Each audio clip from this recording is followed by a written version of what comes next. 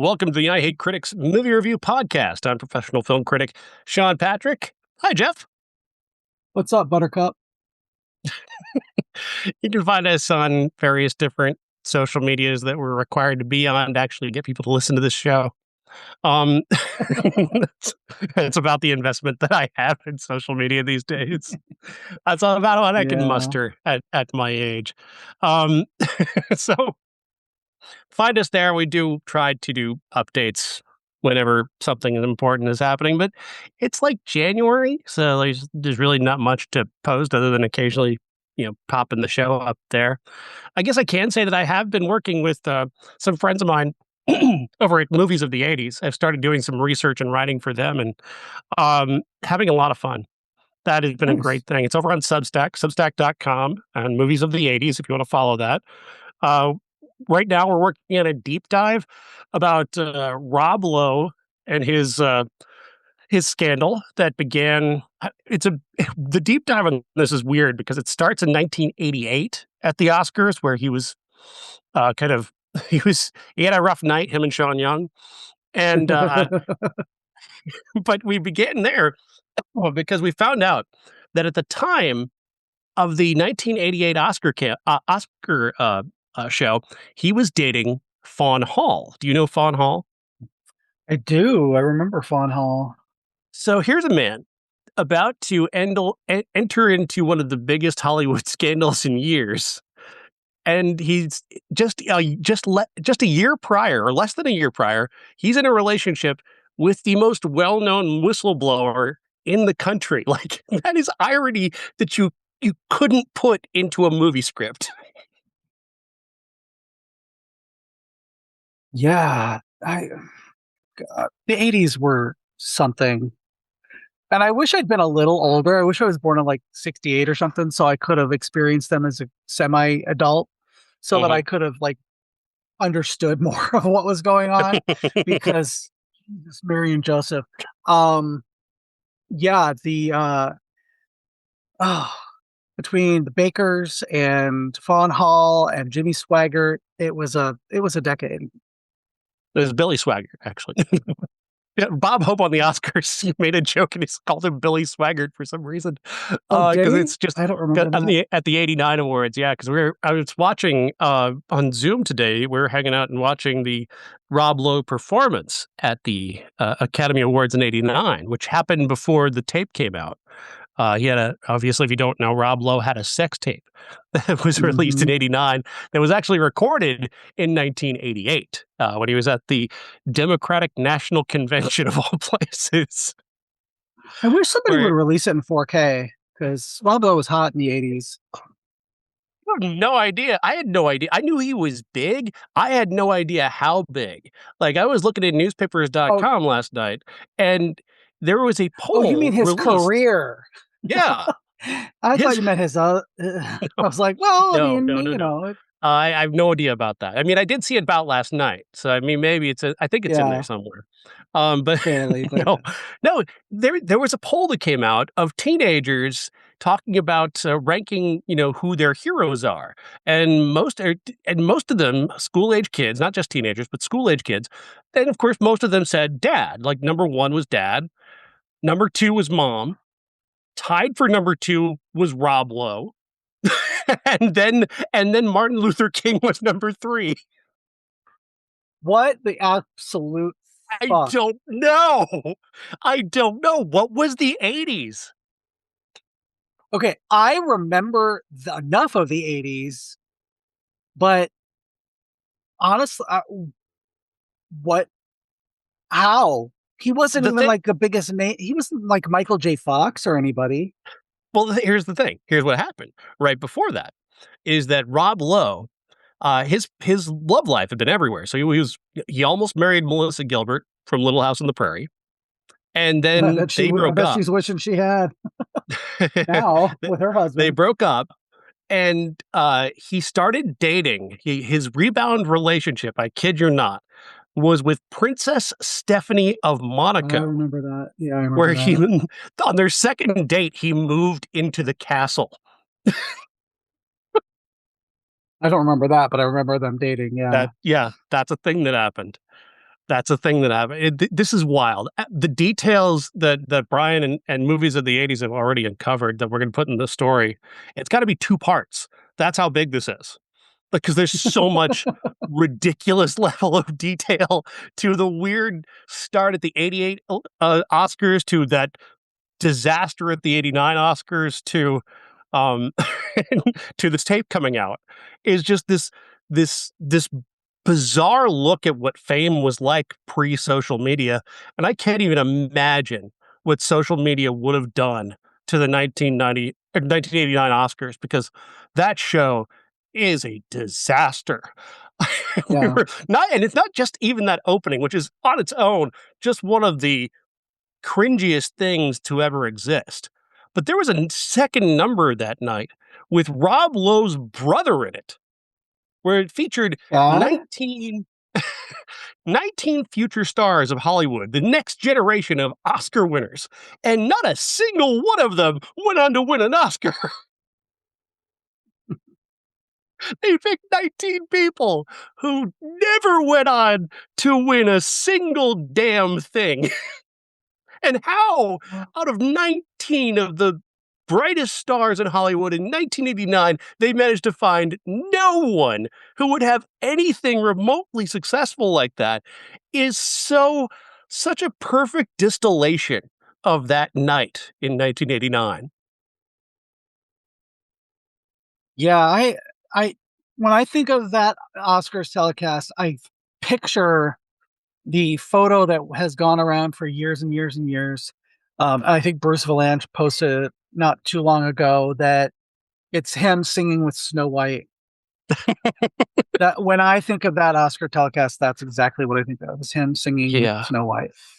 The altered lyrics of Proud Mary are just, Mm-hmm.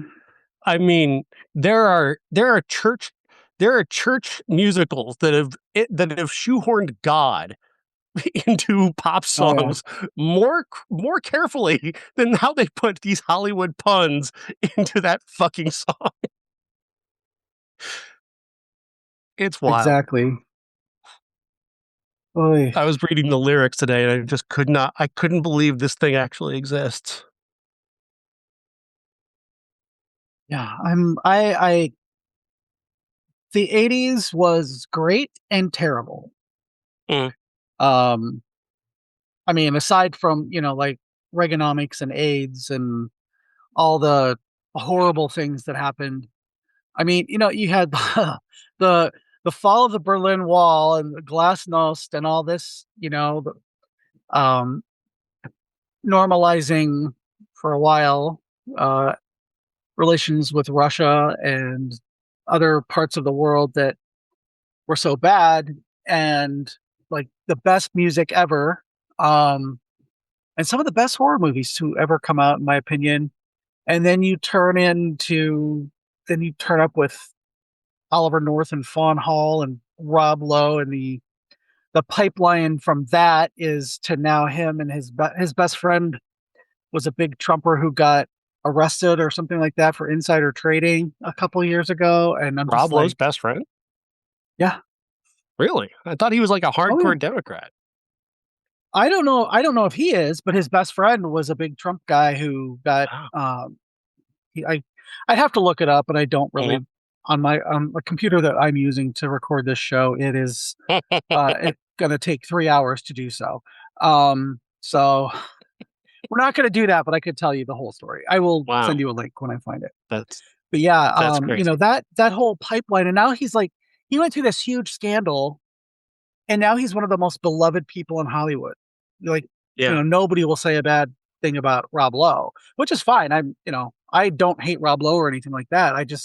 It's just wild the career that guy's had.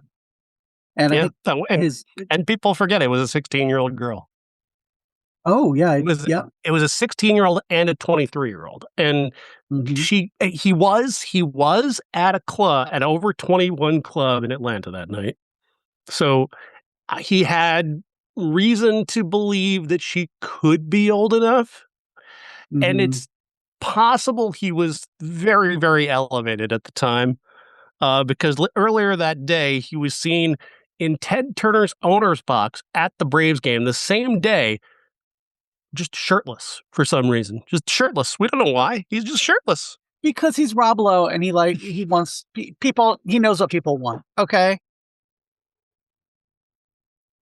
Let's just get it out there right now. Rob Lowe in the 80s was I'm one giving of away the too most much of beautiful the people. story here for movies of the 80s, but it's just it's such a great story. And like I said, so big, we're going to do it in 2 parts.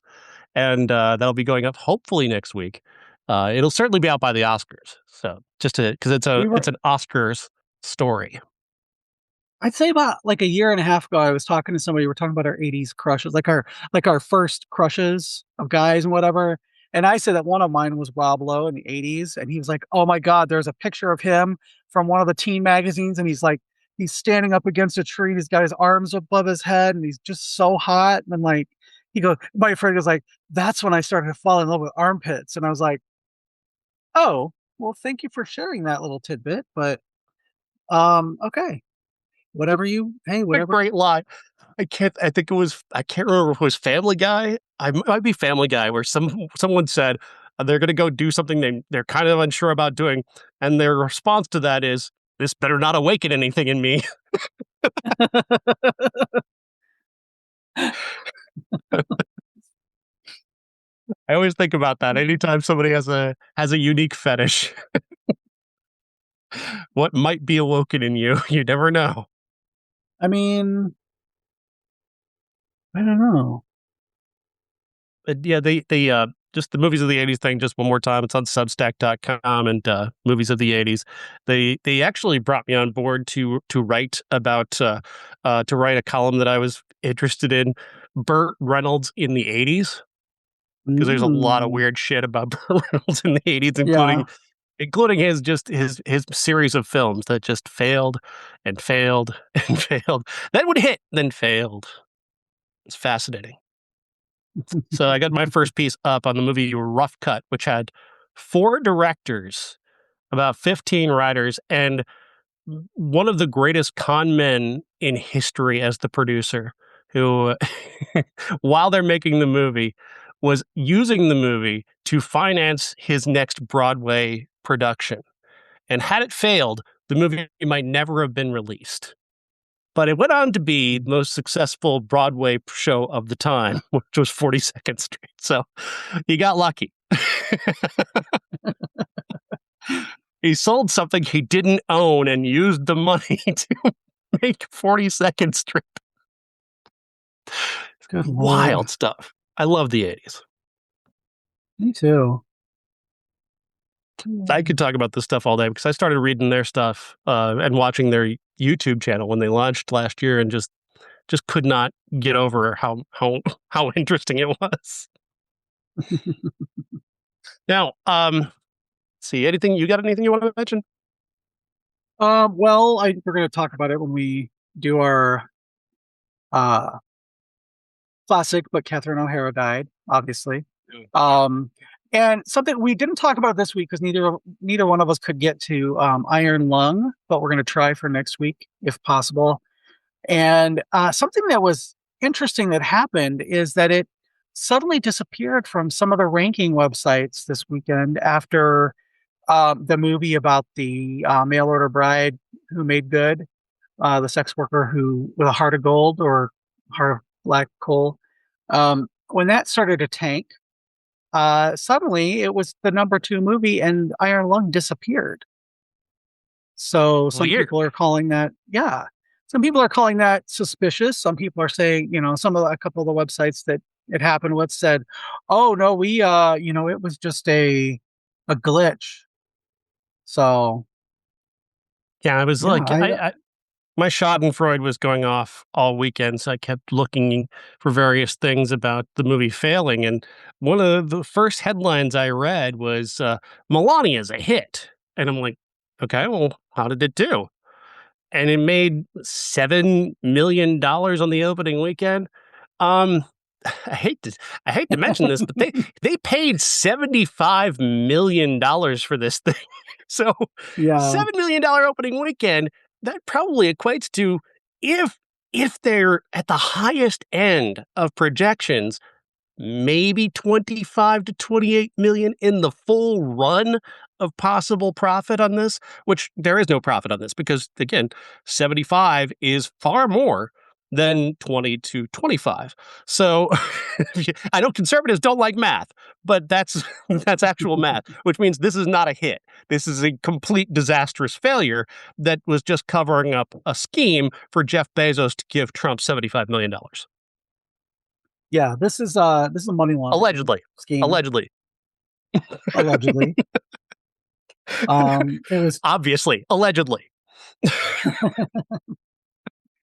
I mean, We've never I talked to people about this. I told them, like, they paid $75 million for that, and they're only gonna make maybe, if they're lucky, $20 million total. Like documentaries in general, not even just about her.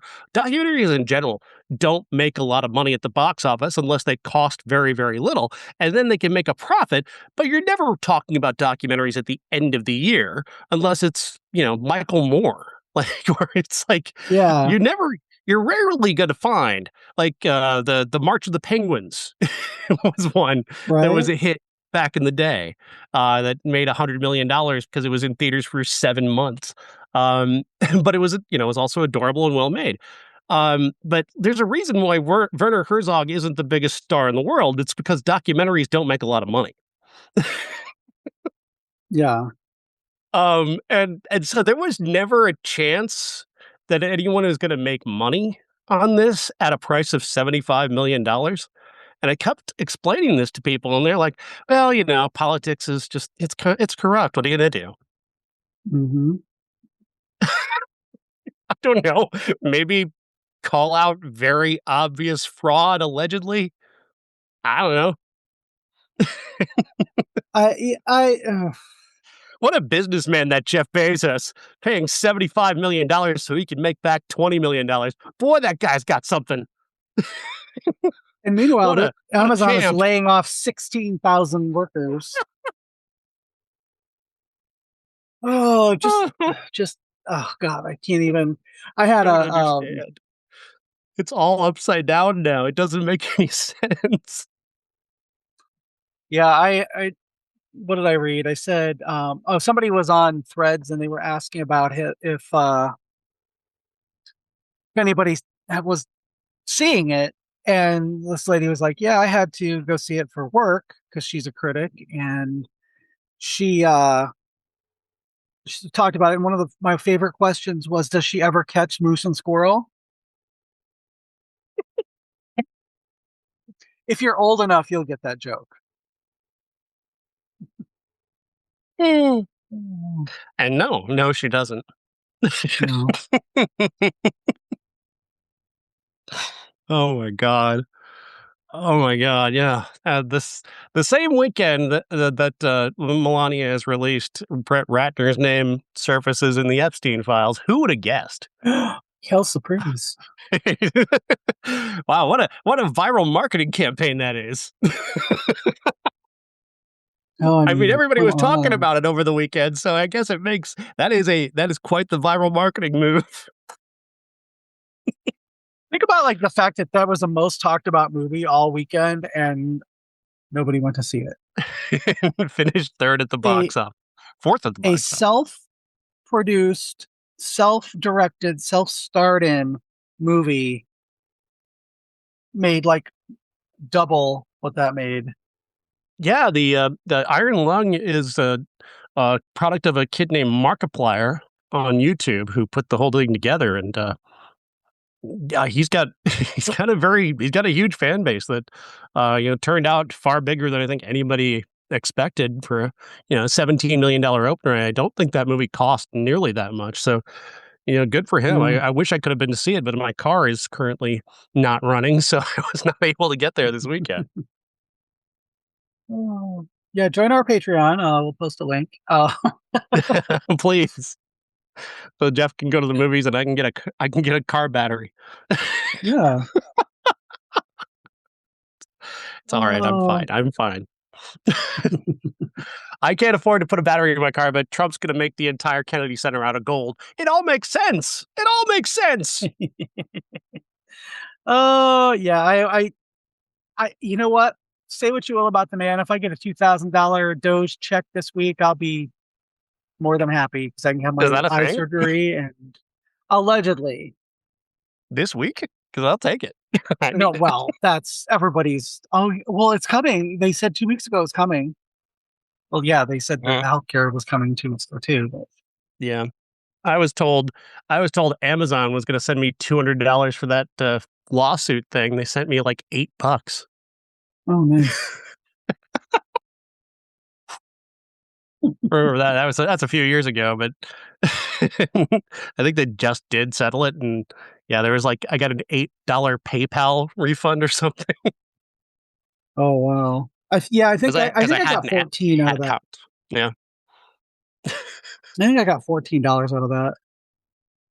Well, when it first hit, though, people were like, "Oh man, they're gonna have to pay everybody like $200." They were never going to do that.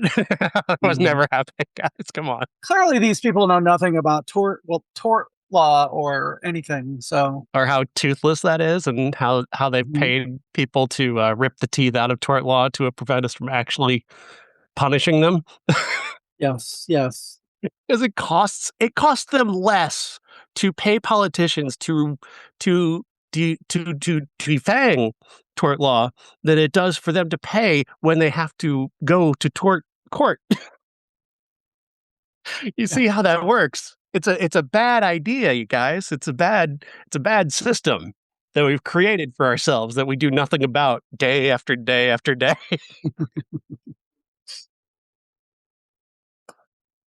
No, it's politics. It's just corrupt. What are you gonna do? Nothing you can do. This is true. You can be outraged, talk about it, vote for different people. Mhm. There are things you can do. I mean, it seems like a big ask. But I think licking the boot is easier. It's just easier that way. You're supposed to lick the boot, not deep throat it. Speaking of Melania, I mean, Oh! let's talk about a different movie. Why don't we? Let's talk about a movie that really made me happy this weekend. Let's talk about Send Help. This is starring Rachel McAdams and Dylan O'Brien, directed, of course, by Sam Raimi, who is back in the horror thriller world for the first time since, gosh, it's been a while. I think that, what was he? He made that Drag Me to Hell, I think, was the Drag Me last to horror Hell, movie he did. which I didn't really love. But he's mostly been doing like just blockbuster stuff. I mean, Spider-Man 1 and 2, I'll stand by. Those are fucking fantastic. Yeah. Everything else, especially Multiverse of Madness, I thought was terrible. But I'm so happy to see him doing this again. This is the kind of movie that he needs to keep doing. He's just so happy and so comfortable here, marrying Mhm. horror and horror comedy in the best possible way. The story is that this mousy, hardworking girl in the corporate world, played by Rachel McAdams, does all the work and gets none of the credit. But she has been promised by the former CEO of this company, which was to be played by Bruce Campbell and does get played by Bruce Campbell in a photo, by the way, a photo cameo. Um, he had promised her a promotion to vice president, but when he dies and his loser son takes over, Dylan O'Brien, he's like, I don't want that girl around here. She smells bad. she's she's not one of my bros. I don't want her anywhere near me. I'm looking at her. I don't want to fuck her, so she doesn't get the promotion. That's bro code, man. That's why I haven't gone further in my job. Makes me wonder That's why I so haven't gotten unlikable. further in my job because I'm. You Why is work no one for taking advantage of yourself. my beauty? Um,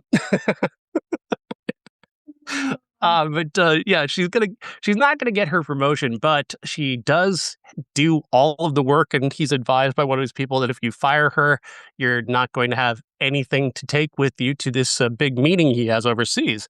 And so he decides to take her, and he says he'll give her a chance to try and prove herself. But the plane goes down.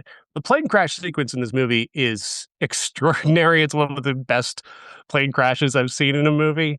It's dark and disturbing and hilarious. A guy gets hung from the plane by his tie. It's fucking Yeah, amazing. that was The pretty stuff he awesome. chooses to do is just so incredible. They end up on this island, and throughout the earlier portion of the film, Raimi had kind of like he's a blunt filmmaker. He's as much, I think he is a good visual filmmaker. He's also a very blunt filmmaker. So he wanted to communicate to us that Rachel McAdams' character, Linda, loves the TV show Survivor, and she's been training herself on survival techniques for many years. And so once it's just her and Dylan O'Brien, everybody else is dead from this plane crash, and they're trapped on a deserted island. This is her moment. And she's just ready for this moment to turn into an She really ultimate is. badass.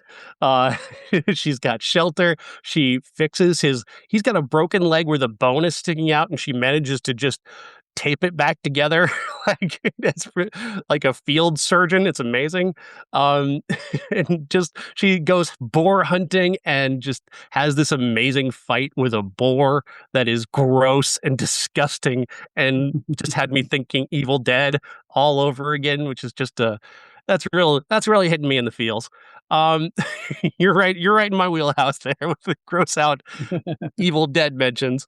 Um, and yeah, then of course this is going to come to a head where these two are going to butt heads. He tries to be the CEO of the island. She's like, you couldn't possibly survive here for 10 minutes without me, which is true. He has to admit that. And but they do have to go mano a mano, and she does have her kind of moral superiority tested, and that's an interesting turn of events late in the film that I found fascinating. And I had a great time at this movie, Jeff. I just had so much fun with Send Help. This was such a Sam Raimi movie.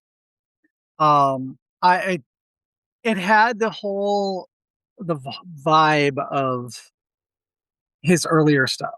Hmm. Um, and I thought that the plane crash effects and all of that was just reminded me so much of his frenetic style from his early stuff, especially Evil Dead 2, Hmm. and Army of Darkness. That really just uh the whole vibe of it was so Sam Raimi.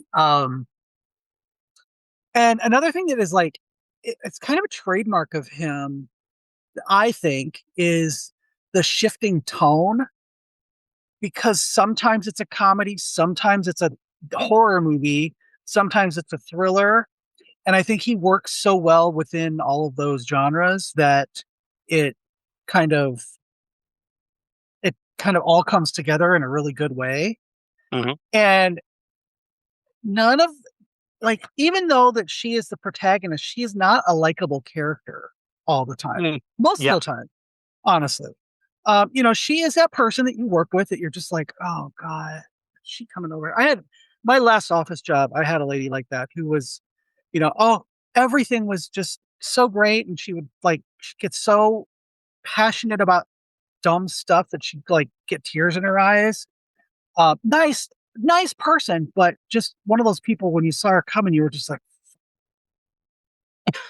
um, and that's who she reminded me of, especially, in the office scenes. And that her office neighbor was kind of like not even paying any attention to her and just like, what?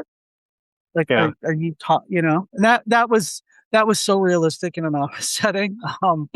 That I was just like, yeah, she's not a likable person. She's not somebody you want to go out, and have drinks with. And I think that's the reason she does so well on the island, is because she's lives her life by herself, Hmm. and aspires to be on Survivor someday. And, they can all make fun of her all they want, which was just, oh, I hate it. That scene was made me so mad. And I was so glad when they all started to die. Um, 'Cause they're just sitting there laughing at her, and she's Hmm. just right there. And they're Yeah. they're not even like laughing with her and teasing her about it like one of the guys. They are laughing at her. And that pissed me off to the point where when they died, I was like, yeah, I hope it hurts. Uh, but then when she takes a turn later on in the movie and you realize that the whole thing, not the plane crash, obviously, but everything that she's doing is because she's kind of fucking nuts. Um, then, that's when you're like, oh God, I want to root for her, but I don't. Right, right. And you But start you to can't root for root for him a little him because, bit. like, yeah, He's like the one of the worst. He's a bro. He's a tech bro, and you don't want to root for him because they're the worst kind of people. yeah. So it's like, who am I? Oh, I'm rooting for the island, I guess. But She won me back. like, I got to admit, oh she won me yeah, back. yeah. I mean, it was kind of a revenge fantasy at that point. Mhm. Um, and then I was like, you know what? Yeah, good for her. I did that like Lucille Bluth gif in my head. Good for her. Um, yeah, just yeah, it was so much fun. I kind of want to see it again on a Mhm. big screen, and just it's just a lot of fun. And I want everybody was like, oh, what did you see this weekend that you liked? And I said, oh, 100% go see Send Help. Yeah, this So is what it was like when Sam Raimi made movies, to have a good time as opposed to, pick up a paycheck. This is him having fun again. He didn't necessarily do much of the old running with the camera bit that he used to do back in the day, but there was yeah. it's a much more polished and controlled version of that old school style, and I appreciate it. It had enough of the throwback feel of his older films that it was enough. That was more than enough nostalgia combined with something that felt modern and relevant, considering Hmm. it is about the glass ceiling. It is about tech bros and that awful lie of the American dream that if you work hard enough, there's nothing you can't do. Fuck you. It's about who you know. It's about I met a guy in high 100%. school and that guy calls me after 20 years of me doing God knows what and says, "Hey, you want to be a vice president at my company so we can hang out all day?" And that's how this works. It is not merit based. I hate to pop this bubble that so many people lived in. I lived in that bubble my entire life. I went into the radio business thinking, well, if I'm good at my job and I get a lot of listeners and people like me, I'll move up. And then that happened, and I didn't move up. and, and it turned out, well, there are guys like the boss's son standing in front of me who gets moved up before me because, well, he's the boss's son. Yeah. Like that's how that works. And it just blows your mind that you once you realize the lie of the supposed American dream, it's crushing, and you just kind of left to survive if you're somebody who didn't become best friends with a potential millionaire. Yeah. We are Gen X, and we were sold that meritocracy lie that is starting to go around again. That if you just work hard and you'll make it based on your merits, and 100% the lie gets like perpetuated, because everybody when they're bitching about DEI, they're just, oh well, it should be a merit based. Yeah, it should be, but you're not letting certain people in the door, then how can they succeed on their merits? Exactly. And that's what this guy is. And I bet he's anti DEI. Oh yeah. Oh, absolutely. No question. No question. He's just a all wrong person. I mean, there's a scene where he's interviewing a potential receptionist, and it's this beautiful, model looking Yeah. woman that he's obviously flirting with when Rachel McAdams walks in, and then we meet his girlfriend, who's just an actual model, and it's like, I mean, how do you in your mind live this life? How does that life work? Because I don't understand the balance of banging your model secretary and your model wife it just kind of blows my mind. Hmm. Just constantly living that lie it would give me so much anxiety. I don't know if it mean like, is it even that I'm ethical, or is it I just have so much anxiety about getting caught? Yeah. Yeah. I know people where I work that profess to be, these, they're everything is so good and God is great and all this, and they are meanwhile kissing so much ass and trying to get through you know, through by doing that. Not very good. And yeah, it's just, if I tried to do that, they'd be like, "Why are you kissing my ass, dude?"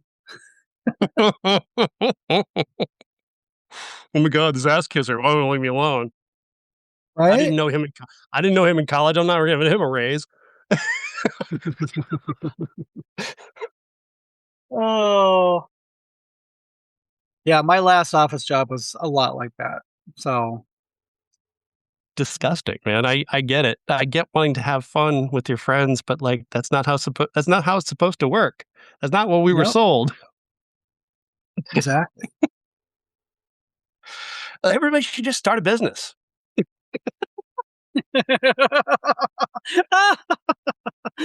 JeffLasser.com is my website, and I am currently taking commissions. I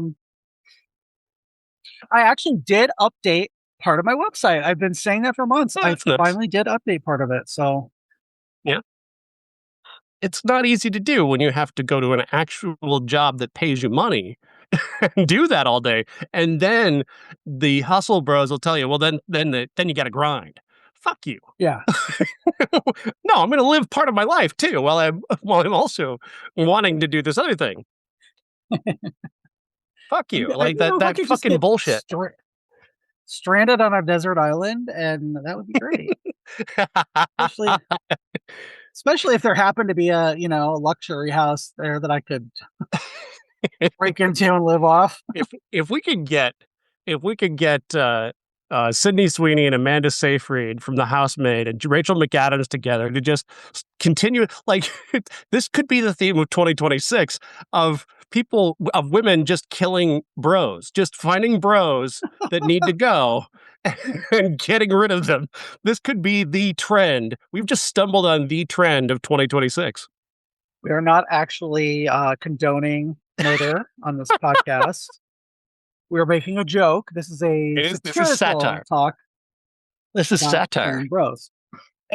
Don't look at the fact that we've got that guy who shot the CEO on our logo. Don't. That's nothing. That's just a coincidence.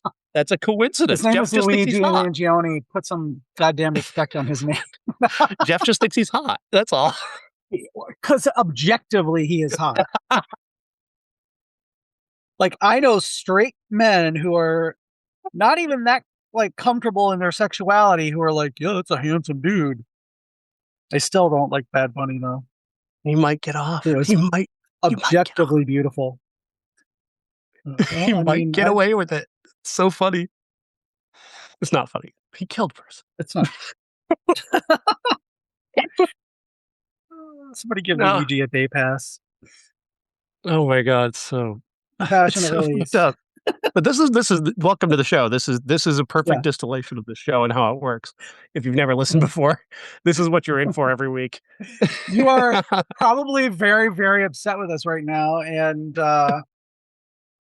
yeah, I mean, I'm not interested in being successful. welcome. I'm interested in having fun. And this is fun. Uh, anyway, I'm not join going our to compromise Patreon this to be and I won't compromise this to be wildly successful. I'm going to be successful. It's going to be this show. This yeah. way. That's it. There's no other show. I would like to reiterate that we are not AI generated. We are Yeah. real dumb people who are saying real dumb shit about movies. Mhm. It's not that serious. And it's not a political show, guys. I don't know. It's a movie show. I don't know what you're talking about with this politics stuff. Yeah, we're just going to gaslight people into thinking that we don't care about politics. It just did not. We just did 20 minutes of politics, and then we just I say, know, no, we right? didn't. No kidding. What are you talking No, we about? didn't. We've been Elect talking me about president now. send help. Now, what about electing me president? Oh, you're not rich enough. Or corrupt enough? This is true. Although I I could you know be. what? I mean, if you had enough money. Fuck it. If you want to give me money to do some shady shit, I'll take it. I'm sick of being nice and good. Huh. Corrupt me, people. so then I can secretly betray you and go back to being good like a professional wrestler. Hmm. Speaking of, shout out to Mick Foley for being a decent Right? person. Or Um, Dwayne the Rock Johnson's daughter who quit WWE yes. just so she could write "fuck ice" on her Twitter. God bless her. That's Dwayne Johnson's daughter, by the way. The Oh, Rock, the owner, one of yeah. the owners of WWE, and his daughter quit the company because of their association with Trump. That's chef's kiss. Yes. We love her. We stand her. All right, let's talk about another new movie out that came out that is an Oscar-nominated film. We're talking about Secret Agent, starring Wagner Moura. This is a story from South America. He's a professor who has gone into hiding essentially after he's uncovered a lot of shady crap that a billionaire was doing, and he's trying to get out of the country with his son. And he's also trying to tell his story, tell people what he knows. And he's got various means of doing that via, several people who are trying to help, but also there are people after him, killers who are looking for him everywhere. And then there is this thread that's rolling out throughout this modern story of young women who are researching who he was and putting together the information that he had given at that time, which had obviously been suppressed for many years via these various different cassettes. And that's kind of the storytelling mode that we're in here. This is an incredible movie. He is an exceptional actor, Wagner Moore. I've never seen anything he's done before, and Oh, you I have. was really, I just was kind of blown away by just how incredible he is and how composed he is, and just how prepared to be a movie star he already is. Because I've Sure. never seen him before. Yes, you have. We watched Civil Okay, War last year. sure, He was in Civil War. okay, all right. I don't remember him in that, but okay, sure. Did you ever watch Narcos? No, never. Okay. You've seen the memes of sad Pablo Escobar, though, right? I think so. That's him. Okay. Yeah. He's incredible in this movie. That's the point, Yeah. and he earns every bit of the praise that he's getting right now. He's not going to win an Oscar for this because they're going to give it to the loudest performance as opposed to the best performances. Ugh. God, don't remind me. Just enjoy Timothy Chalamet's speech. All right, just have fun. Fuck Um, Timothy Chalamet and his little twink ass. Meanwhile, Wagner Sorry. Moura was there delivering actual acting, but nevertheless, that's a whole other tangent. He's incredible in this movie, and I just loved the twists and turns of this. It's a great thriller on top of being just incredibly well acted. There's so many wonderful side characters that just have these entire lives, like his stepfather, who works in a movie theater, has this just wonderful presence. Just he's so charismatic, and he's just got the world weary sadness of having lost a daughter, and how he's now confronting the man who was, his daughter's wife, or his daughter's husband, and how he's kind of still here and she's not, but he also embraces him immediately. There's just some beauty in all of these characters, the characters who are helping him, the characters who are going to potentially betray him. Just so many great layers to this. It's a fantastic film. One of the things that I really liked about it also was there was stuff that doesn't matter to the plot, but that is germane to the story. If that, Mhm. if that, like Udo Kier, Yeah, he's just, he has this part because the director liked him because they worked together before.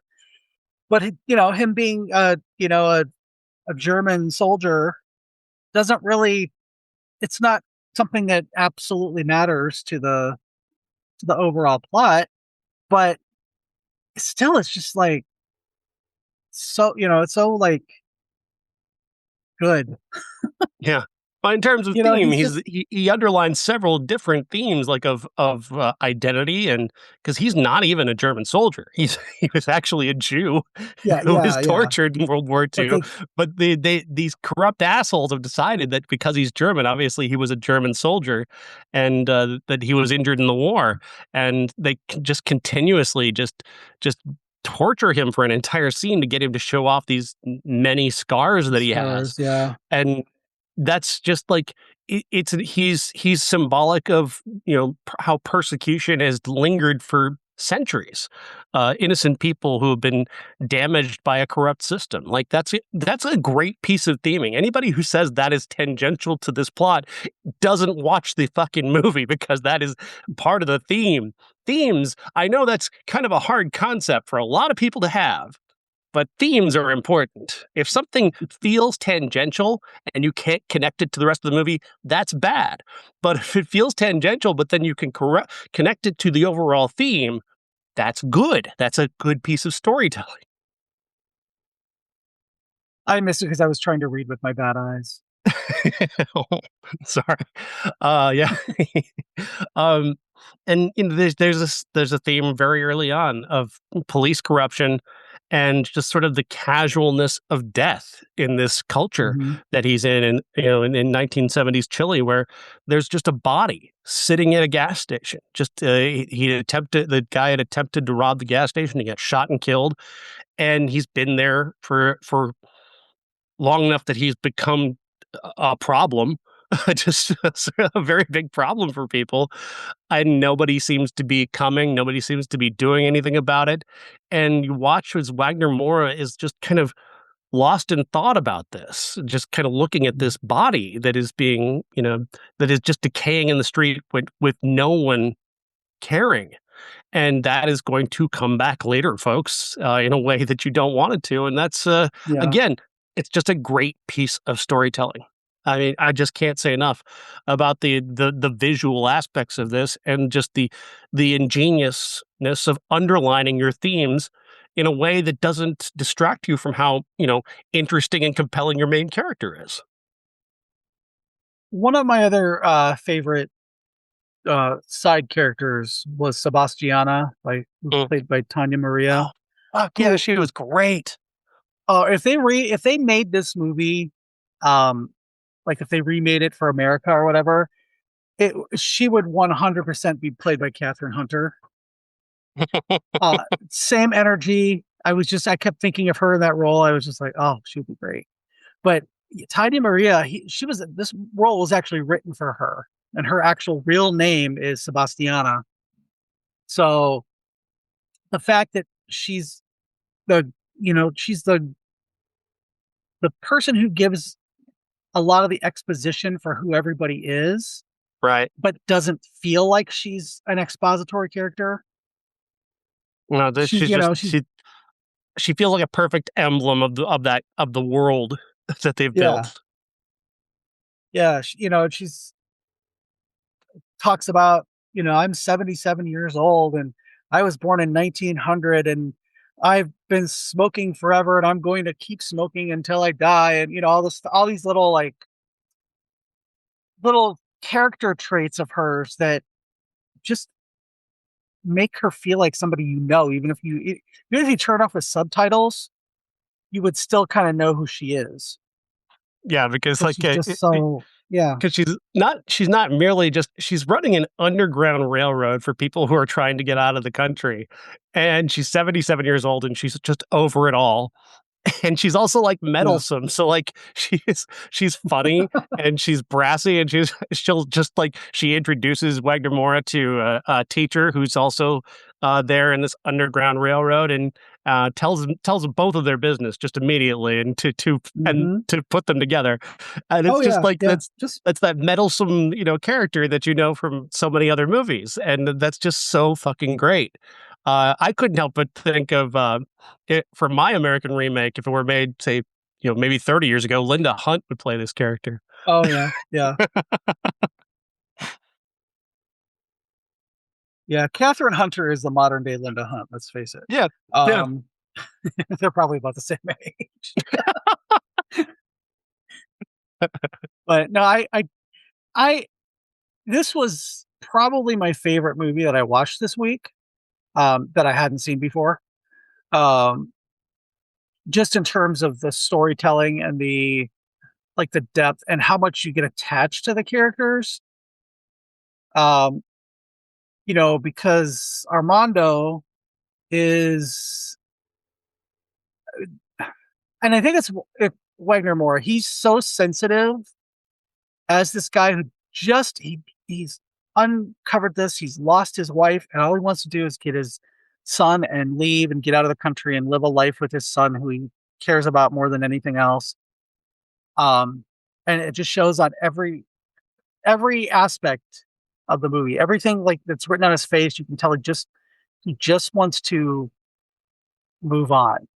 Mhm. And that like all these people that are coming after him aren't going to let him.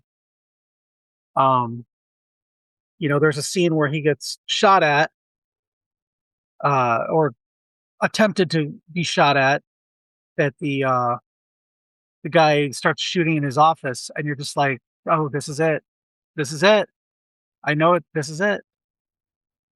And I'm just like, it's not, but it kind of is. It's like somebody else that you don't. It's yeah, Yeah. it's tense as hell, and they're going to subvert your expectations a little bit here, and uh, it's going to be fascinating to watch, especially the bold choice they make at the end is fantastic. I'm not going to spoil that. I don't want us to spoil that, but it is a big choice. It's a kind of a controversial choice, I would say, for some people who might want a different Mhm. ending. But I thought it was just very, very bold, and really, just really liked it. Yeah, for his performance, one of the things that really moves me about his performance is that so often when it comes to characters who are, you're the handsome leading man in a movie like this, you can often become a passenger in a movie like this where you're just Mhm. sort of an observer reflecting all the other more colorful characters. And he doesn't do that. He is not a passive character. He's not a passenger in the story. As much as the world around him is pushing him in various different directions, he does push back, and he is in his own story in a very important way. And it's very oftentimes I think people fall back on being the movie star, fall back on being handsome, and that's not a moment of that with him. He is fully in the moment in every scene. I think the best moment is there's a conversation between him and this woman who's maybe working for kind of the opposition government, who's interviewing him about what he learned when he was a professor at a college and was taken advantage of and chased out, and all of his research was taken away. He gets to tell his story to her. Scene is just filled with so much information that he's just giving you without actually, you know, being blunt and saying everything. It's just so what a great fucking back and forth it is. It's just fun Yep. to watch great actors go back and forth with each other as human beings, as opposed to, the obvious pawns of a screenwriter who's moving pieces around the board. Yeah. Just it when it all comes together, it's just, oh yeah, of course. This is, and it was my favorite characters and my favorite like character work of the week. So I mean, I'd like to see it get something at the Oscars because I really enjoyed it, but Don't unfortunately, hold your Wagner breath. Moore is not going to win. Yeah, I'm Don't hold not, your breath. but Wagner Moore is not going to win. He won a Golden Globe, and that Yeah. is going to have to At settle. this So, point, at this point, with where Timothy is in relation to the Oscars, I think it would almost be trolling to pick anybody else. Because I mean, the mhm. kids are going to watch the Oscars just to see Timmy get his Oscar. Ugh. Yeah, that's where we are now, guys. Mm. That's where we are now. And the emptiness is real.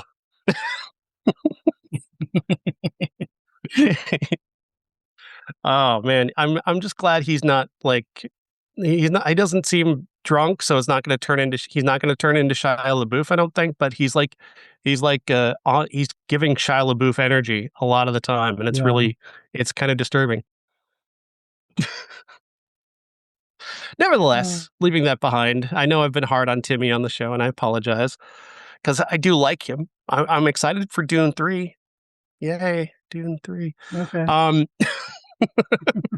let's get on to Sure. another. I mean, in a week of great movies, we've got three great fucking movies because Yeah. Joaquin Trier has made a movie called Sentimental Value, which is also getting Oscar buzz with multiple awards nominations for the cast and just an incredible Norwegian, Swedish, English, Danish film. And I've actually talked to Joaquin Trier. I did an interview with him a few years ago, and he could not have been nicer and more thoughtful for a 20-minute conversation about his movie. He just was so insightful and giving. He was a great interview, and I think it demonstrates for me why he's such a great director because he likes people and he loves telling Mhm. stories. And he's got a story here that's fascinating. Stellan Skarsgård plays this towering, legendary film director who has been on the other side of success for a number of years. He's not had a hit in quite some time. He may not even have made a movie fairly recently. He's been back in the news because people have been talking about his former films being shown at festivals, including a film that he made early in his career that starred one of his daughters.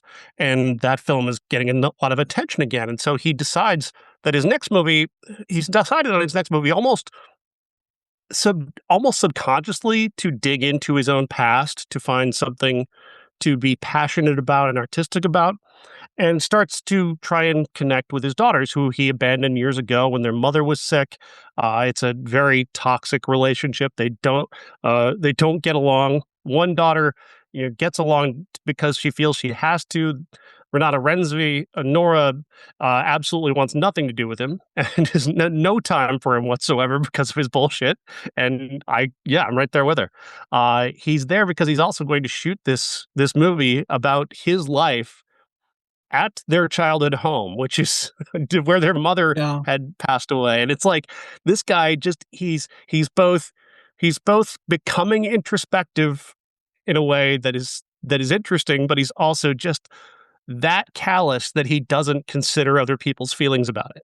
And Stellan Skarsgård embodies that dichotomy of the great man so fucking brilliantly, to the Mhm. point where like he's the villain, but he's the most human villain possible. Yeah. Because he's not killing anyone. He was never a good father, and he may not be an entirely good person, but he is in many ways a great artist, and that is the story of so many great artists. They probably weren't good people, but man, they could make movies. This is very true. Yeah. Oh, The depth of the feelings of everybody for, you know, I'm not putting this like succinctly or very elegantly, but the the level of feeling and the depth of the feelings of each character for their different roles and things is just fantastic. I mean, it's like everybody it like when my mom got sick and passed away several years ago, and I just remember before she got sick, her and my dad were, they were not super happy, and everybody dealt with it kind of in their own way while it was happening. And then my mom got sick, and it was, everybody just kind of forgot about it. And I think that mhm. I can, I can see that in the daughters, where it's like, when they do the introduction to, the life of the house and how, uh, how the house feels and everything. And you can see she's, very sad that she can hear her parents screaming at each other, you know, and she's very sad about it. And then when he finally leaves, she makes her peace with it. And that's, and then all this stuff comes back up for her again. It's very triggering for the plot to kind of set everybody, it's like a firecracker. Mhm. this it was stable and it was there, and then the mom dies, and all of a sudden he comes along and lights the fuse, and it just kind of scatters everybody in a million different directions, and they all have to kind of figure out how to come to a happy medium. And will they? That's kind of the thing for me. Are they going to be able to? And yes and no. Um, Yeah. It allows itself to be as messy as it really would be. Um, yeah. that's the real key is just it being as messy as real life would feel. I've rarely felt anything as close to, I've never felt as close to a character that I do as Renata Rensby's character. I feel that so hard with her. I hold a Uh-huh. great deal of resentment for my own father, for various different things. I'm not going to go into it, but I mean, I'm saying I related to this Yeah. character so deeply because my father was such an asshole, and her father is such an asshole, and she's got a lot of feelings about that, and I have a lot of feelings about it, and so that deepened the experience. But then it's also about art. It's about creation, and it's about the things that shape who we become, and that is just glorious storytelling to watch when you're watching Renata Renzi especially. I mean, where she is in her life, the way that she's limited herself and held herself back in relationships and in her career because of what happened to her as a child and how her father influenced the way she's played out her life. The same goes for her sister Agnes, who doesn't have the obvious scars that her older sister has, but has many similar scars that have manifested in different ways. She's more stable and able to build a family and build a life, but she's also she didn't have the bad version of him as long as Renata Nora did, and so she doesn't have as much resentment as him. But she also loves her sister more than anyone, and she has to try Mhm. and balance those two feelings in a very complicated, realistic feeling way. And we haven't even gotten to Elle Fanning yet.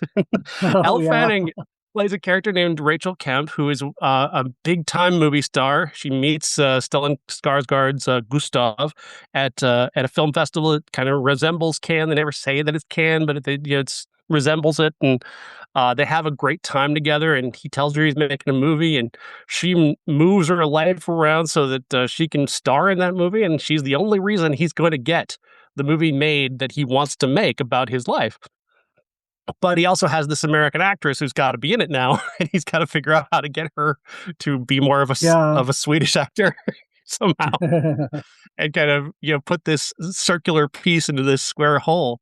I was really feeling for Elle Fanning, and she reminded me of kind of my own picture of what it was like for Julia Roberts at that age to try and make that transition from Pretty Woman to doing something that people could take her seriously, like Mary Riley and the other Irish movie she made with Liam Neeson, Michael Collins. Like Yeah. she's trying desperately to escape the pigeonhole of being the biggest movie star in the world so she can make something that she's passionate about. And you see that longing and that desire and that humanity in Elle Fanning, where she's not a parody of a movie star.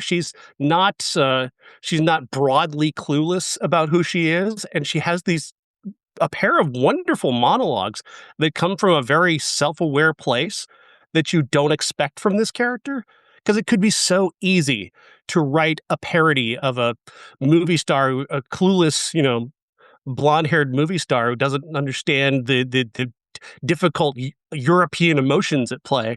She understands it all. She gets it.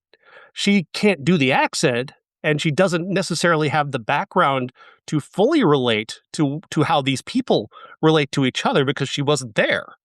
But she's as close to understanding it as she could be, and that Trier gives her that opportunity and doesn't undermine her, makes it so much more of an interesting character. Yeah. She's You can see her frustration in a couple of the Mhm. scenes. She's on the phone. She's just like, no, I know I can do it, but you know, like I have to do it. And I she's really like this was like such a good year for her between Predator Badlands and this. Hmm. Um, and I loved her in that, and I can't believe I loved her in a Predator movie of all things. But you know, this is a real like. I always thought Dakota was going to be the Fanning that won an Oscar first, but now I think it might be Elle. Um, no, I think that her trying to relate and her being her fascination and like kind of what's the word being enamored of him Hmm. because of who he is, and oh, wow, he's such a huge director, and like look at all the stuff he's done. I'm such a big fan. And then once she starts to talk to him about his life and what she's going to be doing, she realizes that he's just a man and he's got a lot of faults. And the physical manifestation of some of his faults are sitting right there in the room with her. And she's starting to, when the realization comes over her that, oh, you know what, this is something I have to do, but ooh, you know, at the expense of these two women. Yeah. Um, yeah, you can see how she's kind of torn, and I really liked her performance in those moments. Yeah, So I can see it's I really can just see why she is incredible. nominated, based on that alone.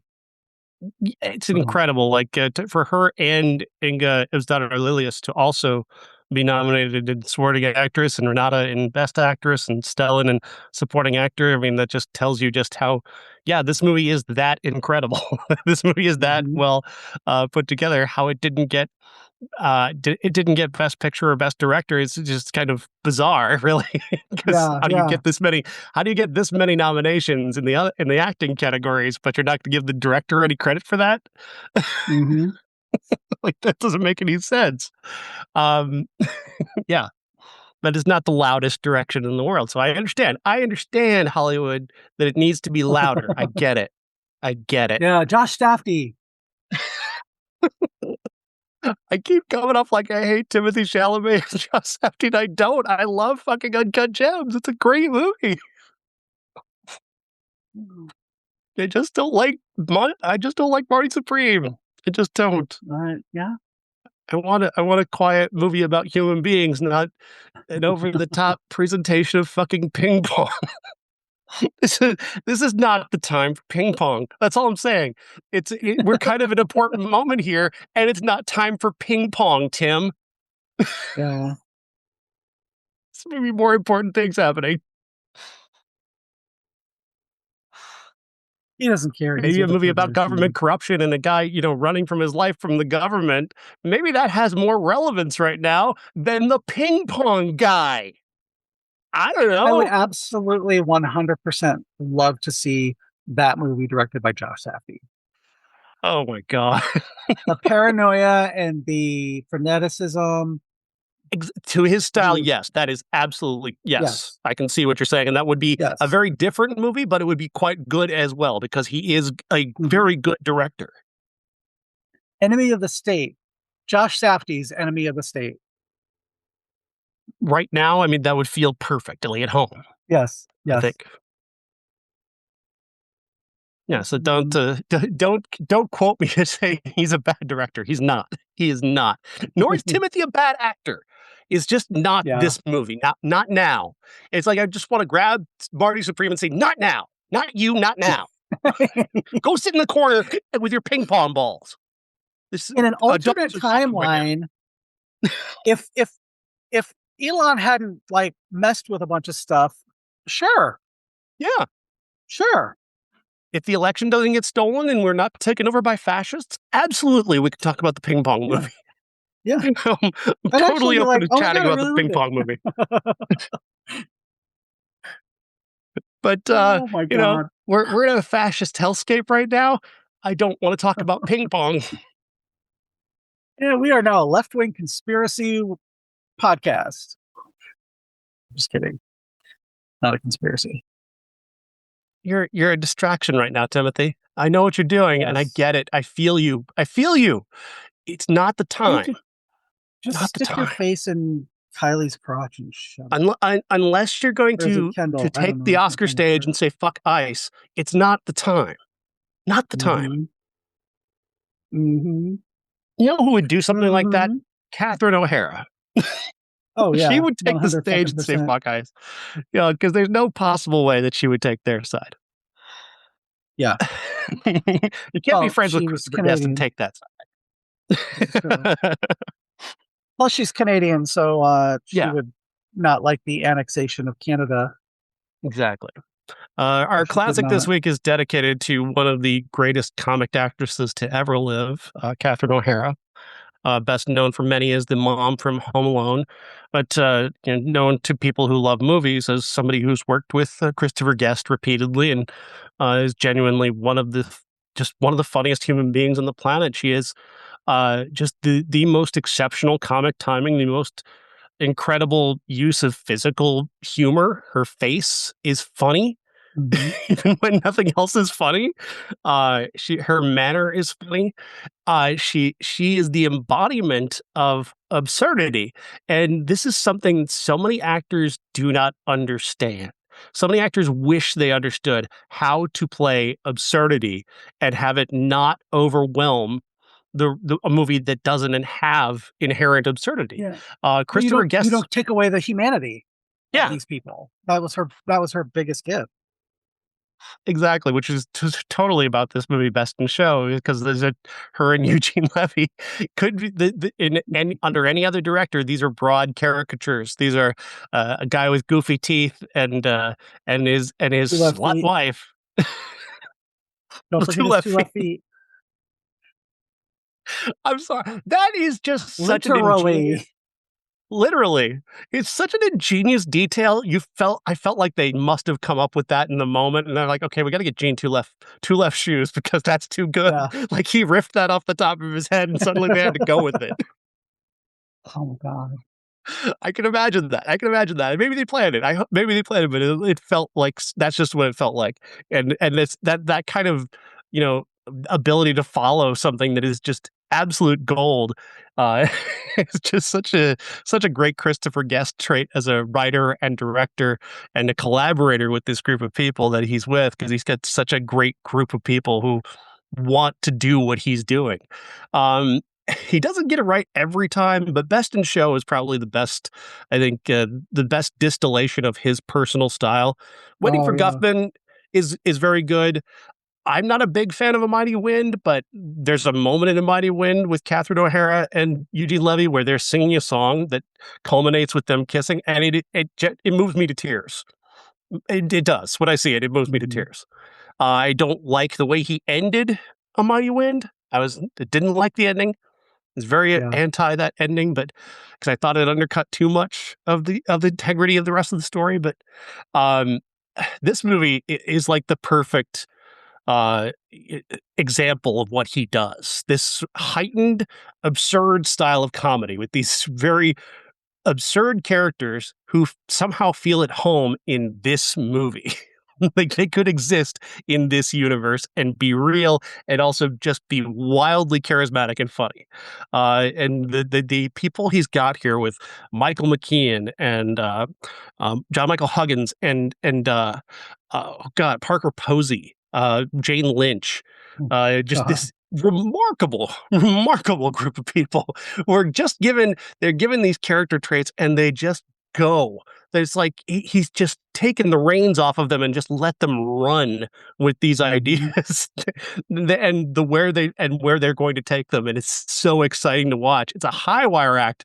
Will Ferrell does this thing oftentimes in his movies where he's chasing a joke constantly, and they'll leave in all the failures. They'll leave in the Yeah. multiple times that he never finds the joke, but they need it for the rest of the movie. Here, it's like, I'm sure they had things that didn't work and they just abandoned them and didn't use them. 'Cause- my guess is that more often than not, they found the thing they were looking for and they followed that to where it would logically lead. You could tell where like Parker Posey's character has a very specific through line, and she's just going to make of that what she does, and she does. She makes this brilliant comic examination of these two highly dysfunctional people who should be nowhere near each other but are married. Yeah, yeah. Yeah, Genius. And I then this is the go ahead. go ahead. No, I was gonna I say was this just is going to my say the Jane Lynch, who was, I can't remember her name off the top of my head, and she's like what a huge star. Jane Lynch Jennifer and Coolidge. Jennifer Coolidge Jennifer Coolidge. have this like they have this simmering romance that's happening in the background that is very obvious but not obvious at the same time, and you're not sure if Jennifer Coolidge is participating fully until later on, when they finally seem to have decided, yes, that is where we're going. But it is so beautifully uncomfortable and so Mhm. brilliantly awkward. The way Jane Lynch is very confidently approaching this, and the way Jennifer Coolidge is slowly becoming aware that she's falling in Yeah, love with a woman. It's great. And that is a minor part of this movie. They're not even close to being what you would call the main characters, but they are so memorable in what little time that they have, that there's an element of them just stealing what they're doing at that point. yeah, yeah. This is my favorite Christopher Guest movie. Um, for so many, I mean, just it's probably his most quotable movie, and I love those kind of movies. Obviously, I just put my Drop Dead Gorgeous poster up over my Black Christmas poster today. But like The change of the Parker seasons. Posey, yes, yes, Parker Posey going after the clerk in the pet store. And one of my favorite lines that she gives, and I forgot about it until I rewatched it, was, "How dare you? I came in here looking for something you don't have. I came in here to buy something, and you don't have it." Just the way she says it, it's like, yeah, that's the whole point. And it's like his fault. So yeah, I just Karen before the Karen meme. uh-huh. Uh yeah, I really I I picked this because Catherine O'Hara, obviously, and I think she gives that like one of her most subtle performances Mhm. for a very broad array of performances that she's done over the last 50 years. And she's such a like she's so good at the subtle yeah, I'm a big slut. And how she's flirting with what's his face? Larry Miller. Is that his Yeah, name? yeah. How she's flirting with him over the table, and they're the his wife and Eugene Levy are just so concerned with this kid with his stupid parachute. Um, they're not even noticing that they're just like totally talking about how much they want to fuck each other. It's so perfect. And when she Their does running gag, that just great running yeah, gag of every man recognizing her mhm. from different situations.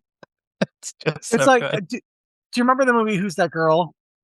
Yeah, The mhm. running, the running gag was every time Griffin Dunn gets in a cab, um, and he talks about how he's marrying Wendy Worthington, and all the cab drivers go, "Yeah, oh yeah, Wendy Worthington. I had her in my cab one time," and they don't mean she just rode there. They had her. It remind it. I saw, obviously I saw that a long time ago before I saw this, and that's what it reminded me of. But it's just the way she plays it. It's so subtle, and it's just so like just funny, and kind of the way she really loves Eugene Levy, though. Oh yeah.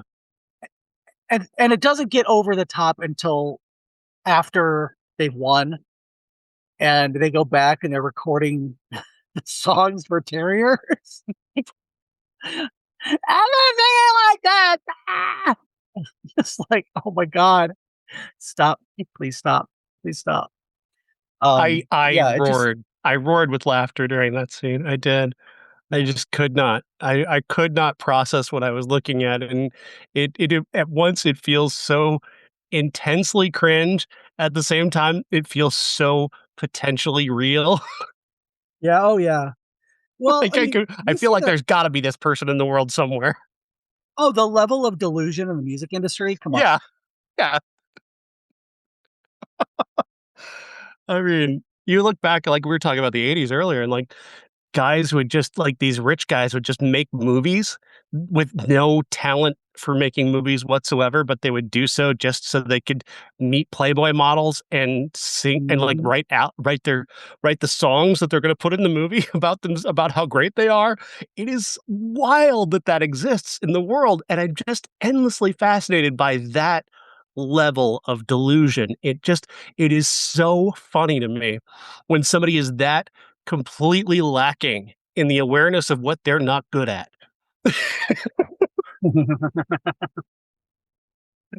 Yeah, just and the fact that all the judges and everybody are playing it so straight Mhm.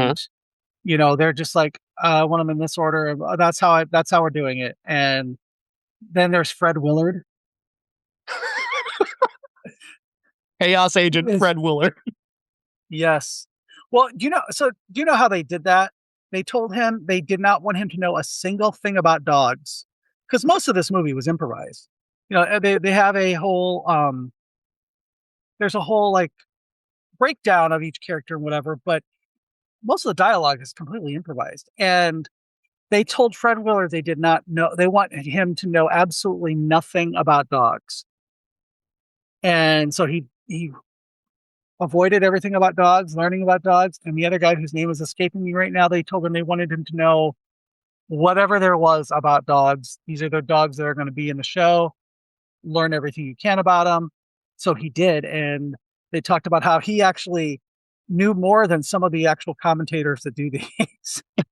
Meanwhile, there's Fred Willard going, "Oh, you think they like to touch their genitals like that?" And yeah. And I gotta So credit them for the restraint of having, I think, only one bitch joke. Only one joke about a yeah. bitch. I thought that was good. Any other movie about dogs is throwing in that bitch joke as much as possible. Yep. Gotta love that. I just there's so much to love about this movie. I love Christopher Guest's performance is so Mhm.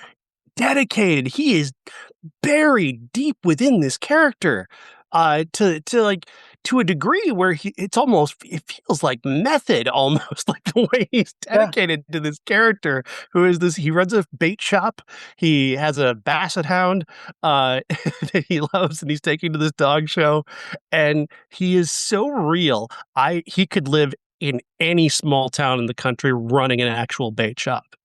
And, Uh, for with every other person in the movie kind of being the most of what they are, um, he is just this picture of basic, everyday human decency with only a slight kind of eccentricity and delusion that helps him fit into this world. It's he is it's such an essential part of the movie that you don't even notice it. yeah. Yeah. The when I it's been probably 10 or 15 years since I watched this before this week, and for some reason, I thought he was gonna win. I thought he was the winner. I've had that in the back of my head that he was the winner, Uh-huh. and then because he's so serious about it, I think at the beginning I was like, "Oh yeah, doesn't he win?" And then he didn't, but he's just so earnest about, his how he did, and everything was, fine and dandy, and he just was happy to be there. And yeah, I was just like, "Oh, this is great." So What did you think of Michael McKean and Huggin? What did you think of their performances? why are you asking me? I feel very attacked right now. No. Um, I'm asking because you're a big fan of both of these actors, Jeff. Jeez. I know. Yeah, because I have a big F slur. You can don't say the F slur, but I can. No, I'm just kidding. Yeah, I. This is very. Did you watch Roseanne? Yeah. Mhm. So Martin Mull and Fred Willard actually played a couple on there, and Martin Mull was the a kind of tweener one of the two. And I thought that the, the way that they played it, I felt like Roseanne ripped them off, even though I don't know which was first. But um, I I loved the Fred Willard gives a line when he's running around in the little suit at the end, his best in show Mhm. run, and he's like, "Yeah, you dress like that in my neighborhood. You better be a hotel bellhop." And I was just like, "Oh my god, yes, yes, that's exactly what I absolutely needed right now." Um, and John Michael Higgins, he plays gay so perfectly at the beginning when Mhm. when they're checking into the hotel, and he's like, "See a lot of dogs," or and Michael McKean goes, "Yeah, I bet you see a lot of dogs." And Ed Begley Jr. goes, "We do, we do." And John McClane goes, "Yeah, I see a bunch in the lobby right now." When he's talking about the patrons, and just the line delivery, I'm like, "Oh, that is exactly as bitchy as it needs to be." And his asides and his little like bitchy comments are gay enough to not be insulting. He doesn't play it. He doesn't play it over the top. I mean, his character is over the top, but Mhm. not in a not in a caricature way. It's well observed So and it's not mean. yes, there's nothing mean about his performance or Michael McKean. Actually, there's nothing mean about any of the performances in this movie, whether they're playing rubes or sluts or That is such a type great A point. I yuppie have to say, that is such scumbags. a great point, because it's like, again, I don't know why I don't wanna make this about politics again, but there's that JD Vance movie they made of his movie, they made of his book Hmm. with, Glenn Close and Amy Adams, and it is such a perfect way of how Hollywood depicts people on the lower end of the economic. It's so disgusting and just exploitative of the, how they define us by, dirty clothes and bad hairstyles, and that's what being poor is. And it's like, Hmm. fuck you. You did that's just such a surface level examination of this. Whereas Christopher Guest has this broad swath of humanity that he doesn't hate, that he values in some way, even as they're they might be schemers, they might be eccentric, they might be weird, but he likes them all. He cares about them. He doesn't hate them. He doesn't approach them from a perspective of hate, and yet he makes you laugh with and at them repeatedly. Like Eugene Levy Well, is not a person. He plays a character I don't want to spend any time with, but at the same time, I don't hate the guy because yeah, I identified with him aspects of him like that where he's just apoplectic of watching people flirt with his wife right in front of him. It's so galling to him, and he's so polite. He doesn't want to say anything, but at the same time, it hurts him so deeply. I can just yeah. feel everything that he's doing, and like, I don't need to like this character or wanna spend time with this character to feel for him, and so many people so many directors and screenwriters lack the ability to reach that kind of humanity. Well, and that's the thing about Christopher Guest. He recognizes the humanity in all of his characters. It doesn't matter if they're terrible people like Parker Posey um, is objectively a terrible person, and so is Michael Hitchcock when you get right down to it.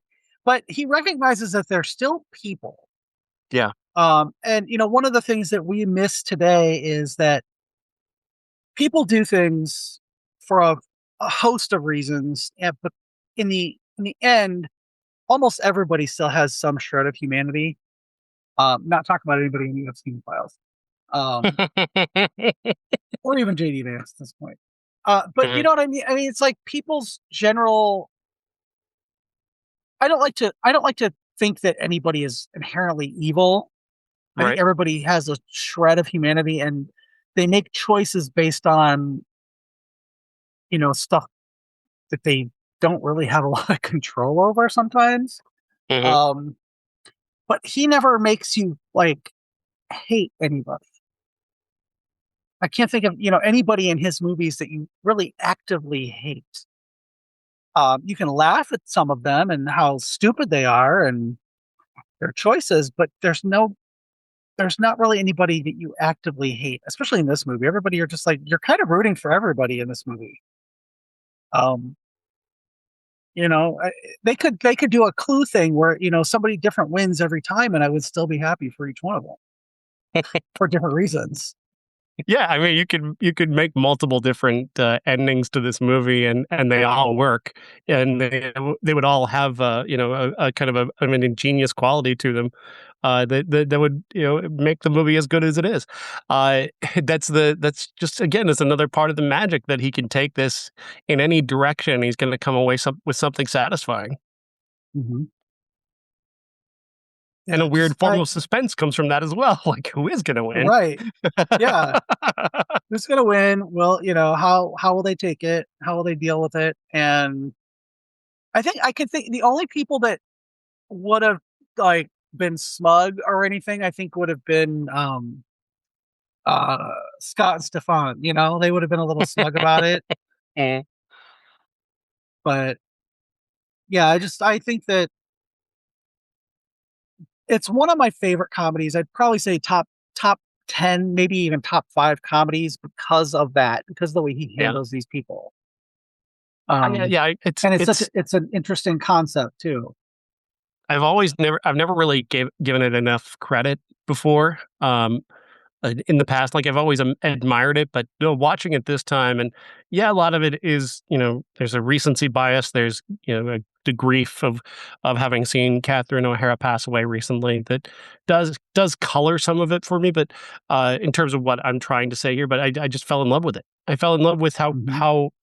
how ingenious it truly is. Just the level of care that is given to all of this and to all of these characters, and just the complete lack of anything mean in this Yeah, movie, and still managing to be bitingly funny at the expense of yeah, these characters. It's just that it is a trick that's just, I mean, it should be studied. There should be scientific studies of this movie and of Christopher Guest's brain to see how he's able to do that, because so many fucking movies cannot come close. yeah. I think that the only the only thing that comes close to like there's been lots of mockumentaries. We talked about Drop Dead Gorgeous last week, which I think is way more broad, Oh yeah. and there are some horrible people in that one. Um, but I think the only thing that like comes close to this kind of finding a humanity in documentary subjects is The Office. But that's done over 9 years. That's not Yeah. even in an hour and 45 minutes. Right. To for him to be able to take these quote unquote real people and give you kind of an inspiring, you know, thing where you're rooting for everybody is really special. And I think he's shown that that's kind of his best filmmaking trait. And if I that's kind of how if it had been Christopher Guest who had died and we were remembering him, that's what I would remember about him is how he humanizes even some of the most over the top people. Mm. So, And I want to touch on something else that you made, just to get another great point about when you mentioned Drop Dead Gorgeous in relation to this, because that's a movie that shows that meanness has a place if it's done mhm. right. There is a Oh place yeah, to be, yeah. like, some characters you need to be mean to. they need that kind of punishment for you. They need you. You need to be angry at them and mean to them because they deserve it. And if a character doesn't deserve it, then it's wrong to be mean to them. Yeah, It's uncomfortable, and that's another style of itself. And it's in and of itself. But again, you have to create an entire universe for these things to matter. And so many movies don't bother. They just say, "Oh, my movie exists in the real world, and deal with it." It's like, no, it doesn't. No, yeah. there's no people like that ever. That's not realistic at all, actually. Forrest Gump comes to mind. Not a human being in that entire movie. Not a single human being that yet you've ever met in your life. Yeah. I heard one of my friends posted which is a better movie, Forrest Gump or Titanic? And I said Titanic, like by a lot. And somebody somebody was like, "Oh, but Forrest Gump is such an inspiring story," and I was like, "It inspires me to vomit." And I said, I said I don't even like necessarily love Titanic until the movie starts, until the boat starts to sink. But yeah, Forrest Gump is there's awful. there's something to the Forrest Gump fandom that says more about the people who like that movie than it does about the movie. It like how that movie feeds a lot of people's superiority complex, where they get to feel superior to someone who is accomplished because he has a mental disorder, but he has a Yeah, mental disorder, so I get to feel superior to him, even as he's wildly successful, more successful than I've ever been, and but I'm superior to him because he has a mental problem. yeah. That I don't. I really hate Forrest Gump a lot for a lot of things. Oh yeah, I It's know. some of the worst. It's some of Robert Zemeckis' worst filmmaking. The soundtrack is the single worst example of ugly needle drops in history. Um, just it's awful in so many different ways. But that's the true ugliness of Forrest Gump: is the people who like it who don't understand why they like it. Agreed. 100%. What do we have next week? It's not good, Jeff.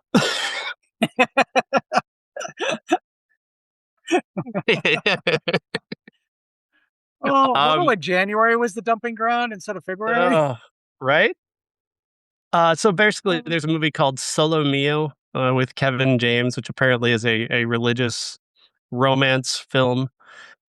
so can I The marketing of this is the straightest, just the the straightest marketing campaign ever.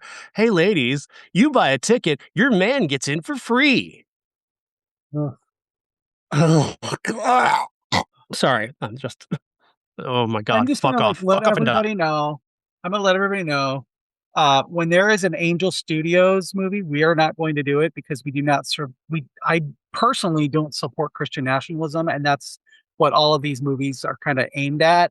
And it Yeah, kills me that like more and more mainstream stars are getting into this. And I know because I one of my actor friends has told me that if she was offered one of these, she would take it because there's just no work, especially for women her age. And I get it. I 100% get it, but I will never ever watch one of these movies on the because they are normalizing Christian nationalism. yeah. No, this movie can fuck off. We're not going to talk about it. So there it is. There's that, but it is coming out.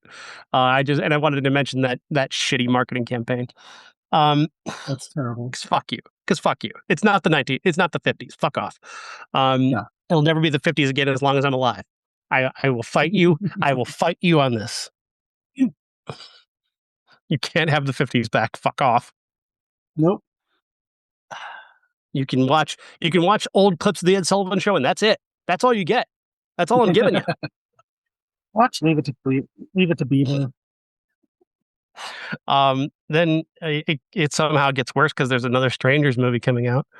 Um, for some reason, someone just let that man make another movie, even though he's never proven that he can actually make a movie. It's Rennie You put them Harlan all is at the just same the time. I Rennie Harlan is the most baffling existence in history. He's the most successful, least talented director I've ever known. Um, it just blows my mind. How does your career not end at Cutthroat Island? How does that not end your career? Um, it's bizarre. Amy and I theorized on the 95 show when we were talking about Cutthroat Island that it's because he is a very handsome guy. And you just kind of wonder if it's like John Hamm's character from 30 Rock, where it's just people just look at him and they just go, he's really handsome. He must be right. He must be right. He's very He's not attractive. ugly, but I wouldn't call him very attractive or very handsome. In the 80s with that long hair, he was super handsome. He was a rock star type. He was. That's not the 80s anymore. Why are they still letting him make Right. movies? And he may not be in your style, but I'm talking about the wine moms who would see a guy Oh, like that and think that's a rock star. I love him. well, you know what? Then watch him. Don't watch this fucking No, they go stupid to see his movie. I shitty know. fucking. They just keep letting him make shitty fucking movies. The Strangers movies have been terrible, but I'm drawn to this like a guy rubbernecking a car wreck. At this point, I got to see where this is going. I need to see. I need to see the bodies. I need to see the detritus at the end. How did this happen? what was it that what was it that made this? And it's not going to be satisfying. It's not going to be good. It's going to be a waste of my time. But I'm two movies in now. I need to know. I need to know what was this? There's not going to be anything at the end of this rainbow for me because it's not really a rainbow. It's just something. It's it's a, it's A a piece of shit plastic. rainbow. It's a rainbow made out of different shades of brown shit. And then somehow there's a Dracula movie coming out that I've just had no idea was happening. Christoph Waltz is Yeah, in it, and mm. where did this come So from? is he gonna be in I've the Mummy and the Wolfman next? I have no idea. Are they relaunching the Dark Universe? Is this what's happening behind our backs? That we're relaunching the Dark Um, Universe? I hope not. They've tried that so many times. Oh God, give up! Don't do it! Don't do it! I did. Frankenstein was fine. It was fine. I don't need it anymore. I'm good. Ugh. Yeah, no desire. No desire. And I guess that's maybe the big movie of the weekend. I don't know. I do like the star of the movie. His name, Caleb Landry Jones. I think he's a great actor. Oh, okay. Yeah. I think he's awesome. And that makes me want to see it. I want to see him. Maybe I want to see him play Dracula. And Christoph Waltz has rarely been bad in a movie. He's won 2 Oscars for a reason. Um, so there is that to this. This does have that level of merit to it. It it makes me suspicious because I just have never heard this was coming out and now it's here. Where did Yeah. this come from? Where has this been for months at a time? I mean, I see a lot of Um, trailers and I never saw this fucking trailer. so I just How is pulled that it up on possible? IMDb, Mm. and is it a remake of the Francis Ford Coppola? Because they've got the exact same makeup on. Oh, what? Hmm. It is a tragic romance, and I mean Wait, he does, hold the fuck. Uh, do you know who directed but this movie? Luc no. Besson. Oh boy. Luc Oh Besson boy. wrote and directed this. Fuck me, bloody. I mean, at the very least, Um, when it comes to Bassan, it is going to be worth talking about. yeah, He's made bad movies, but he takes a swing every time. The man takes big fucking swings. And yeah. he fails and he'll fall short, but damn it, the man gave it everything he got every time he went out there. And I admire him for that. I don't admire all of his movies, but I admire the level of commitment and artistry that that he has. And when he's good, he's really, really good. Yeah, I'm not loving the hairstyle on Dracula, but it's the same as the Bram Stoker pulled back, whatever. Um, It's Super Bowl weekend. Not a lot of people are going to the movies. So yeah, I feel like this this is a dump. be ready for, Kind of. if you want a terrifying reality, ladies and gentlemen, just be ready. Hold your breath because Melania could go to number 1 over the weekend.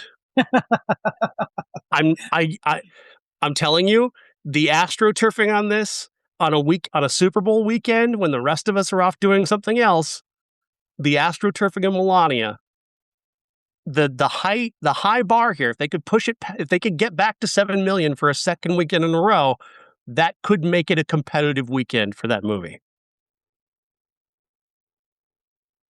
Oh, we'll see. And not giving the movie any credit, not giving it any credit because I'm telling you, it's astroturfing. It's people just buying tickets to not see the movie. It is fake, but I'm telling you that could happen, and we could come out of Super Bowl Sunday with that bastard in the White House crowing about how his wife's movie is number 1. You know what? I didn't even tell you because we didn't really talk about the movie, but I know somebody who like they looked at their theater and they're like, God, it is sold out. How is it sold out? And they went to the movies to see Send Help, a single person in the theater. Somebody bought up all the tickets. That was in the Chicago suburbs. So, yeah. Anyway, the astroturfing is real. I mean, it's been real for quite some time. I mean, those, if you remember those Ayn Rand movies that came out a few years ago, that were funded by a billionaire. Nobody went to see those. No one went to see those, but somehow they did well. They did well at the box office, and it was because some guy was just giving away tickets he was buying bulk tickets and giving them out at churches. And since you didn't pay for it, you didn't have to go, but you could if you wanted to. That is what's called astroturfing, and it is yet another way of fraudulently creating a hit movie. Money laundering. Allegedly money laundering. Very obviously money laundering. Allegedly. God damn it. I'm a great businessman. I paid $75 million and maybe I might make back 20. I'm a great businessman. I just made a business investment. Yeah, totally, dude. Totally. Absolutely. You weren't just paying off the Trumps. We got it. We understand, Jeff. We know. We get it. We see the brilliant mind at work here. Oh, yes. Oh, Lord. I too, in all my businesses, buy things for far above their value and with absolutely no promise of return. And I do it all the time. It's a great way to run a business. Buy things that have no value for way more than they're worth. It's genius. Why hasn't anybody thought of this before? Somebody send me $20 so I can go see Dracula and The Strangers instead of Melania. Oh. Yeah, we need to, even if it is The Strangers somehow, I'm okay. As long as it's not that movie. As long as they don't win. I really don't want them to win. Go see The Strangers this week. Go see Strangers and Dracula. Please. Don't let them win. All right, that's all we got, Jeff. Yeah, I got nothing. Yeah, you got to come up with a classic. So there's that. Well. Between those two, I guess it's I'll think of something. I would have actually picked Drag Me to Hell for this last week because it's a Sam Raimi movie, and I just want to go out on a limb and say she deserved what she got. But yeah, I'll think of something. I'm so glad to have watched Best in Show again. Not under the circumstances that we chose it though, because I would trade the entire movie for her to still be here. She was so great. Oh yeah, she seems like such a great person. You just get that vibe, and it's just sad. It's just sad, but at the same time, those people who's supposed to just be here. You know, you're supposed to be able to like, see her at things. So. Oh, all right. Well, I'm gonna go watch and I know this kind of parasocial thing is like it's weird. It's weird, but when I saw her introducing Macaulay Culkin getting his star on the Hollywood Walk of Fame, I cried a little bit because it's like it was really lovely. He called her mom, and I just like, oh fuck, come on. Yeah, if you want to cry, go read his thread about her. I'm not gonna give it away. Just No, yeah. Oh, yeah. Go read the thread that he wrote about her on Threads. It's very, very sad and touching. So, anyway, we love you, Catherine Wicker. We love you. 100%. That's going to be the title of the show, in case you hadn't guessed. Even though we saw 4 incredible movies, we're going to name 4 this one. incredible movies, but we still love Catherine. Yeah. So, all right. Thanks, Jeff. Thanks, Sean.